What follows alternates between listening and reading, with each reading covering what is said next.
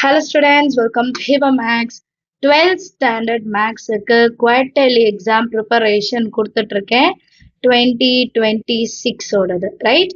இன்னைக்கு வந்து டே 5 டே 4 வரைக்கும் கொடுத்த வேலையை முடிச்சிருப்பீங்கன்னு நினைக்கிறேன். கொஞ்சம் டைம் எடுக்குது எனக்கு தெரியுது, மனசுல கொஞ்சம் பேர் திட்டிட்டு இருக்கீங்க. பட் ஸ்டில் நமக்கு மார்க் வேணும்னா ஒரு சில விஷயங்கள் நம்ம செஞ்சுதான் ஆகணும் ரைட்டா. ஸோ எனக்கு மேக்ஸ்ல சென்டம் வேணும் அப்படின்னா நான் கொஞ்சமாவது ஒர்க் பண்ணும். அந்த ஒர்க் என்னன்னு தான் நான் சொல்றேன். ஸோ திட்டாதீங்க சரிங்களா. முடிஞ்ச அளவுக்கு உங்களால எவ்வளவு கம்ப்ளீட் பண்ண முடியுதோ கம்ப்ளீட் பண்ணுங்க ஓகேங்களா.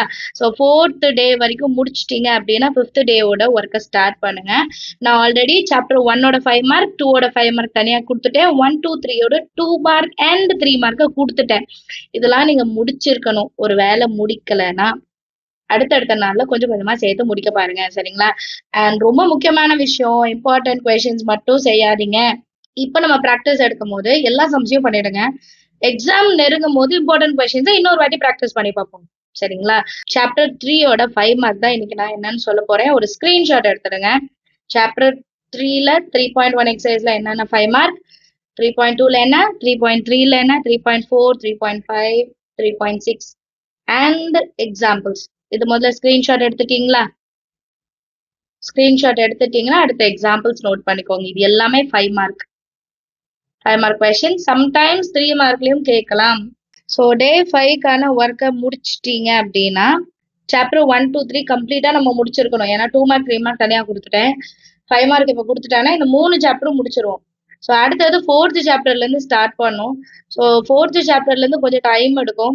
அதனால நான் 4th சாப்டர் தனியாக 2 மார்க் 3 மார்க் 5 மார்க் கொடுக்க பார்க்குறேன். பட் டைமும் இல்லை, நமக்கு எக்ஸாமும் கிட்ட இருக்கு. நம்ம இதெல்லாம் முடிச்சுட்டு திருப்பி 2 மார்க் எல்லாம் இம்பார்ட்டன்ஸ் என்னென்ன தனியாக அப்படியே பார்க்கணும். அது ஒர்க் அப்படியே கண்டினியூஸா இருக்கும் நமக்கு. அதனால பெண்டிங் வைக்காம முடிச்சிட்டிங்கன்னா நல்லா இருக்கும். அண்ட் குவார்டர்லி எக்ஸாம் போர்ஷன்ஸ் எல்லாருக்கும் கொடுத்துருப்பாங்கன்னு நினைக்கிறேன். ஸோ என்னென்ன போர்ஷன்ஸ்ன்னு எழுதி வைங்க. நீங்க எல்லாம் முடிச்சிட்டீங்க அப்படின்னு சொல்லிட்டு ஒரு லிஸ்ட் போடுங்க.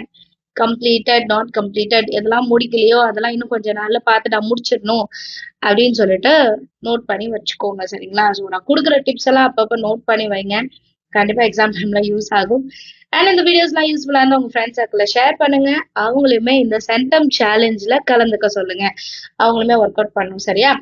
அண்ட் நீங்க நிறைய பேர் லைக் பண்ணீங்கன்னா நிறைய பேருக்கு ஷேர் ஆகும். ஸோ மறக்காம வீடியோக்கு லைக் பண்ணிடுங்க. சப்ஸ்கிரைப் பண்ணலன்னா சப்ஸ்கிரைபும் பண்ணிடுங்க. வேற ஏதாவது டவுட்ஸ் இருக்கு அப்படின்னா மறக்காம கமெண்ட் செக்ஷன்ல சொல்லுங்க சரிங்களா. All the very best. Quarterly exam ப்ரிப்பரேஷன்ல நாளைக்கு டே 6க்கான ஒர்க் என்னன்னு தரேன்.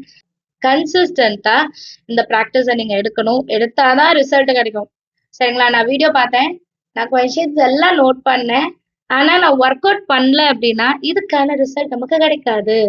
ஸோ நமக்கு ரிசல்ட் வேணும், மார்க் ஜாஸ்தியா வேணும். நான் எப்படியாவது 10th விட்டதை 12th வந்து அச்சீவ் பண்ணும் அப்படின்னு நினைச்சீங்கன்னா கன்சிஸ்டண்டா இந்த வேலையை பார்க்கணும் சரிங்களா. டே 5க்கான ஒர்க்னா டே 5 வரைக்கும் முடிச்சிருக்கணும் ரைட்.